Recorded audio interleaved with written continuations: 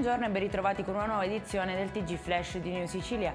In apertura alla politica, il Consiglio dei Ministri, su proposta del Ministro per gli Affari Regionali e le Autonomie Roberto Calderoli, ha deliberato di impugnare la legge di stabilità della Regione Siciliana 2024-2026, in quanto alcune disposizioni, eccedendo dalle competenze statutarie e ponendosi in contrasto con la normativa statale in materia di coordinamento della finanza pubblica, violerebbero gli articoli 97 primo e secondo comma e 117 terzo comma della Costituzione.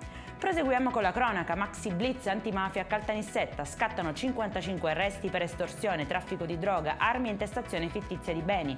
Impiegati nell'operazione oltre 500 uomini della polizia.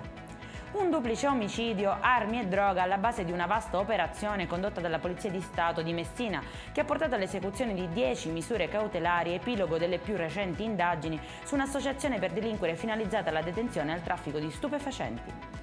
Aveva minacciato un ragazzino per costringerlo a fare il pieno di benzina alla sua auto. Un 25enne di Catania è stato così arrestato 3 volte in 7 giorni, prima per l'estorsione, poi per evasione dei domiciliari e alla fine è stato portato in carcere. Secondo quanto emerso, però, aveva abbandonato più volte l'abitazione a causa della convivenza forzata con la famiglia, che sarebbe diventato un problema insormontabile al punto che dopo soli 6 giorni avrebbe telefonato ai carabinieri per annunciare la sua fuga, parlando di causa di necessità.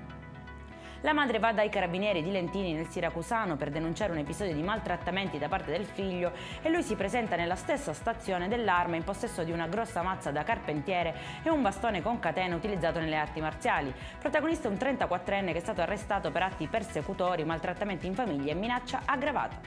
Per questa edizione è tutto, prossimo appuntamento alle 19:30. Buona giornata.